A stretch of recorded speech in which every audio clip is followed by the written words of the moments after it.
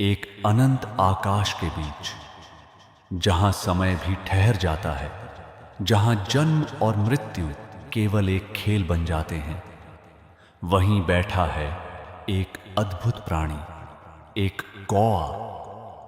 पर वह साधारण कौआ नहीं है, वह है महाज्ञानी काकभुशुंडी, जिसने न केवल इस सृष्टि को देखा है, बल्कि अनगिनत बार श्री राम के अवतार को अपनी आंखों से जिया है। कहते हैं, जब देवता भी ज्ञान के लिए तरसते हैं, तब वे काकभुशुंडी की शरण में जाते हैं। और आज हम उसी अनंत कथा में प्रवेश करने जा रहे हैं। यह कथा शुरू होती है एक प्रश्न से। गरुड़ ने पूछा, हे महात्मा, आप कौन हैं? एक साधारण कौए के रूप में होकर भी आप में इतनी दिव्यता कैसे? काकभुशुंडी मुस्कुराए। उनकी आंखों में हजारों युगों की स्मृति चमक उठी। उन्होंने कहा, मैंने समय को जन्म लेते देखा है और समय को समाप्त होते भी देखा है। मैंने अनगिनत ब्रह्मांडों को बनते और मिटते देखा है, और हर बार, हर युग में श्री राम की कथा को पुनः जिया है। काकभुशुंडी ने अपनी कथा शुरू की। मैं पहले एक साधारण ब्राह्मण था, पर मेरे भीतर एक अहंकार था। मैं केवल भगवान शिव की उपासना करता था और अन्य देवताओं को तुच्छ समझता था। एक दिन मेरे गुरु ने मुझे समझाया, सभी देव एक ही परम सत्य के रूप हैं, लेकिन मेरा अहंकार मुझे सुनने ही नहीं देता था। मैंने अपने गुरु का अपमान कर दिया और उसी क्षण मुझे श्राप मिला। तू अपने अहंकार के कारण जन्म जन्मांतर भटकेगा और एक निम्न योनि में जन्म लेगा। और उसी श्राप के कारण मैंने कई जन्म लिए, दर्द सहा, भटकता रहा, पर एक चीज कभी नहीं बदली, मेरी भक्ति। और अंततः एक जन्म में मैं एक कौए के रूप में जन्मा, लेकिन यह कोई साधारण जन्म नहीं था।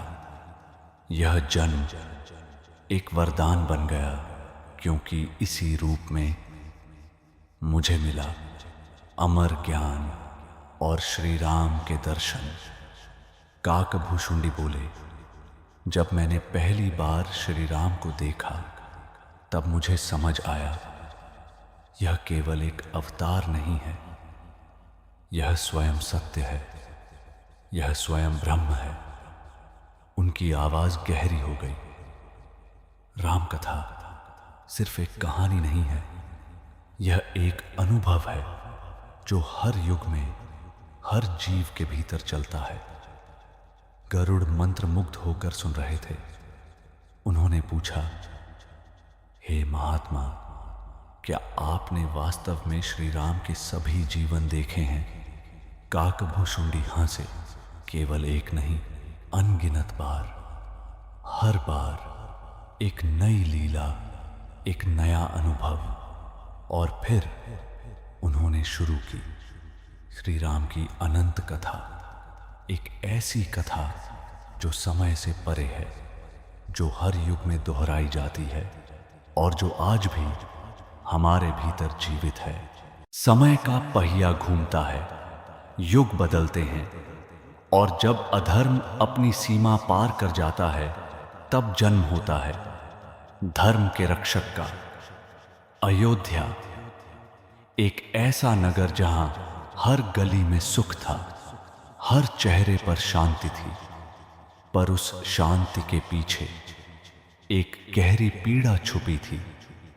राजा दशरथ, संपूर्ण पृथ्वी के चक्रवर्ती सम्राट, परंतु संतानहीन।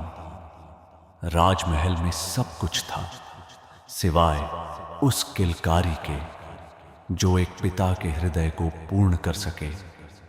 एक दिन राजा दशरथ ने अपने गुरु वशिष्ठ से कहा, हे गुरुदेव, मेरे जीवन का सबसे बड़ा दुख यही है कि मेरे बाद इस राज्य का कोई उत्तराधिकारी नहीं। गुरु वशिष्ठ ने गंभीर स्वर में उत्तर दिया, राजन, समय आ चुका है, आप पुत्रेष्टि यज्ञ कराइए। और फिर आयोजन हुआ एक महान यज्ञ का। ऋषि मुनि, देवता और स्वयं प्रकृति भी उस क्षण की प्रतीक्षा कर रहे थे जब अग्नि से प्रकट हुआ एक दिव्य पात्र जिसमें था अमृत तुल्य खीर। गुरु वशिष्ठ ने कहा, राजन, इसे अपनी तीनों रानियों में बांट दीजिए। राजा दशरथ ने वह खीर कौशल्या, कैकेयी और सुमित्रा को दे दी। और फिर समय ने करवट ली। एक पावन दिन, जब आकाश में शुभ संकेत चमक रहे थे, जब धरती पर दिव्यता उतर रही थी, तभी जन्म हुआ मर्यादा पुरुषोत्तम श्री राम का मां कौशल्या की गोद में। एक ऐसा प्रकाश आया जिसने पूरे ब्रह्मांड को आलोकित कर दिया। सिर्फ राम ही नहीं, भरत, लक्ष्मण और शत्रुघ्न, चारों भाइयों का जन्म। मानो चार दिशाओं में फैलती हुई दिव्यता थी। अयोध्या में उत्सव छा गया। हर ओर मंगल ध्वनि गूंजने लगी। देवताओं ने पुष्प वर्षा की।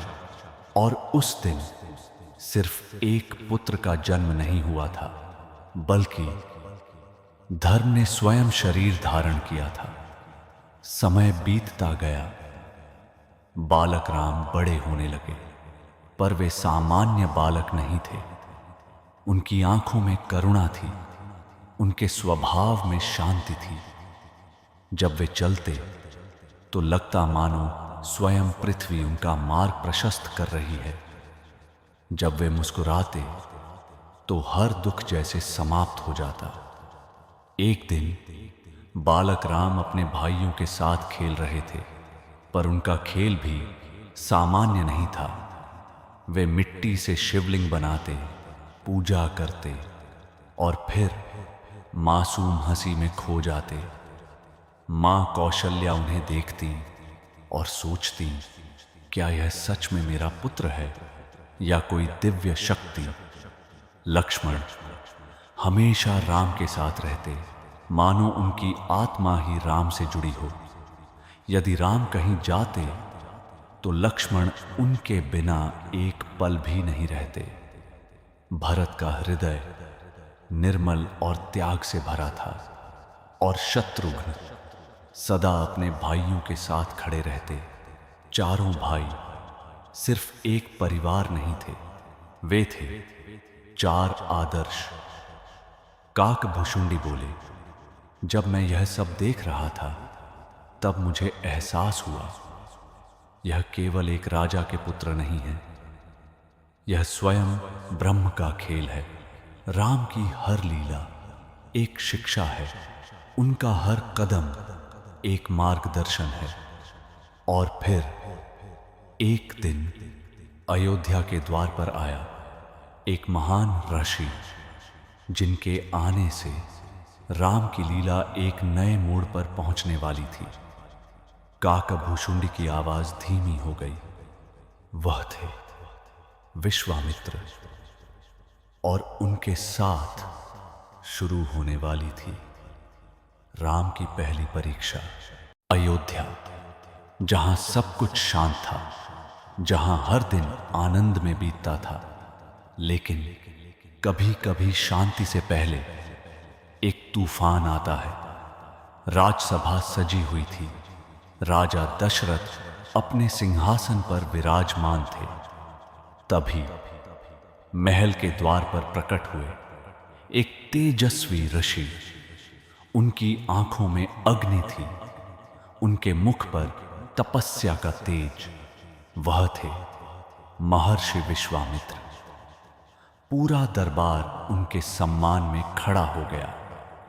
राजा दशरथ ने आदरपूर्वक कहा, हे महर्षि, आज अयोध्या धन्य हो गई।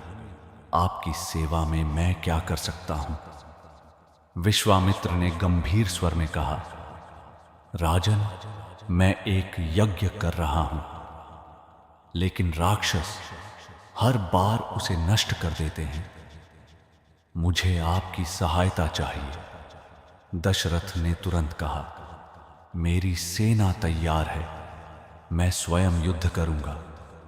पर विश्वामित्र ने सिर हिलाया, नहीं राजन, मुझे आपकी सेना नहीं चाहिए।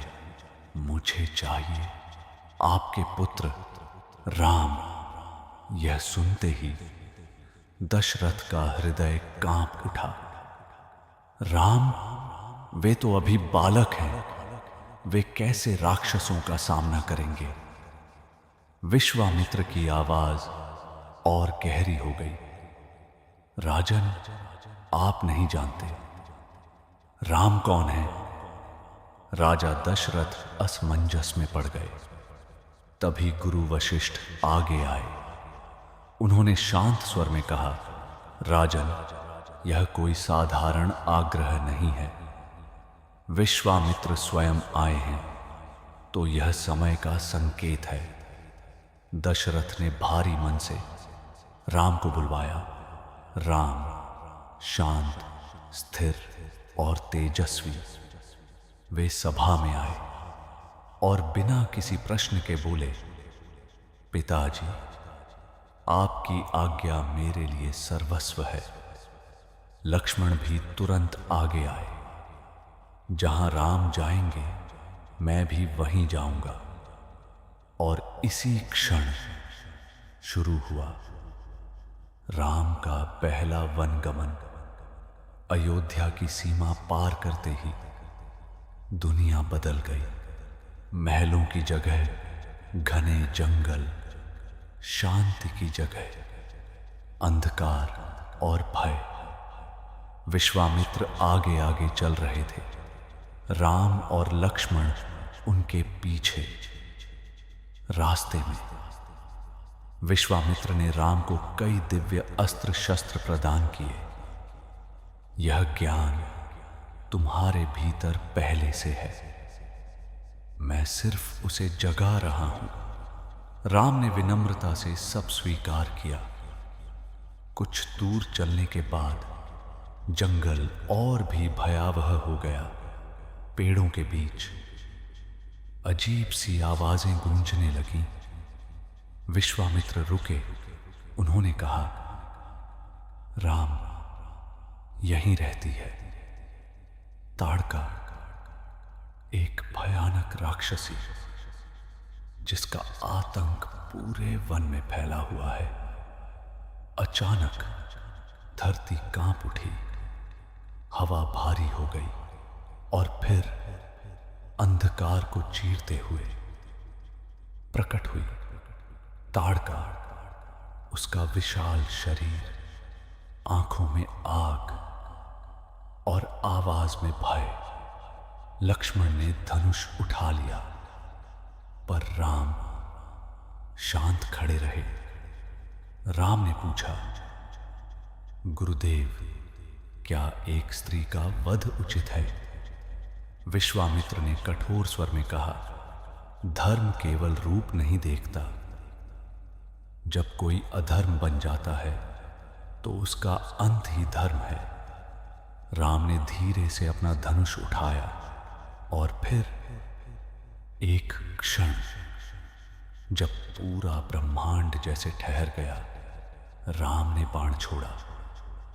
वह बाण सिर्फ एक तीर नहीं था, वह था धर्म का निर्णय। और अगले ही पल ताड़का भूमि पर गिर पड़ी। जंगल में एक गहरी शांति छा गई। विश्वामित्र मुस्कुराए, राम, यह तुम्हारी पहली विजय है। काकभूषुंडी की आवाज गूंज उठी। जब मैंने यह देखा तब मुझे समझ आया, राम का हर कार्य सिर्फ एक घटना नहीं है, वह एक संदेश है कि जब अधर्म सीमा पार कर जाए तो करुणा नहीं, साहस जरूरी होता है। और इसी के साथ राम की यात्रा और भी गहरी होने लगी, क्योंकि आगे उनका सामना होने वाला था एक ऐसे आयोजन से जहां उनका भाग्य पूरी दुनिया बदलने वाला था।